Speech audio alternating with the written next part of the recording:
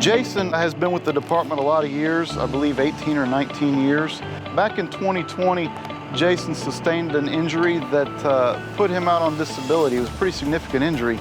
And it was only through his dedication was he able to come back from that injury. But because of who Jason is and his drive and his desire to be here and be part of the Collinsville Fire Department and help us move along, he did everything he could to get back in shape, and he returned. It's unheard of, basically, in the firefighter side of things, because injuries like those are pretty devastating. So he came back, and it was just 8 months prior to this incident happening. 911, what is the address of your emergency? We have a car that just went in the lake. There's a car sinking. Yes, somebody's inside of it. I'm in a pond, and my car is already 3/4 of the way full of water. So I saw a truck parked on the side of the road. I saw a bunch of guys looking at the car in the lake.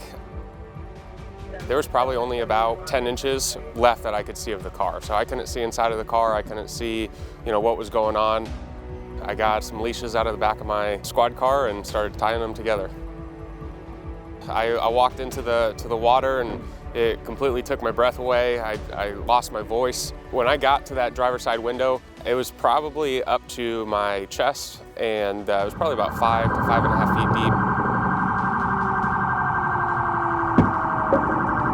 So me and Berner, the other firefighter I was working with, who was driving, got here.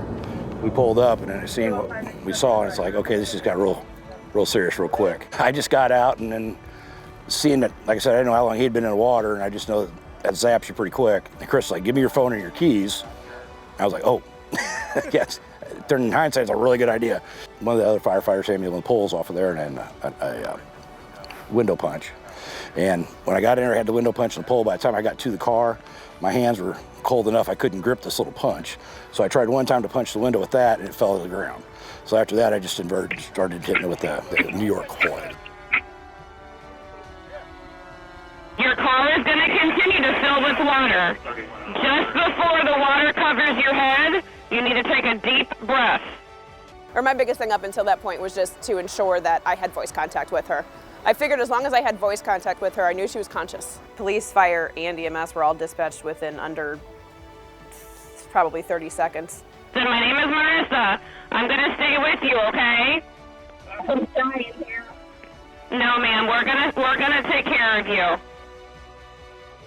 I tried the door first. It's the first thing I did, because they always say, try before you pry a bit. Pulled the handle and the door was locked. What happened is when I finally got the hole in the window, I reached through, and then, I don't know how, everything just lucky, I found the door handle from reaching through the inside, and I pulled it up and it automatically unlocked.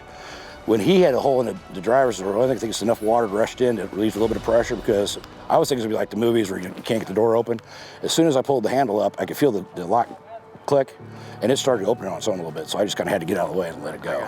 And I yelled at him, I got it open, and he told her to go to the passenger side and reach for me, and then she popped right out.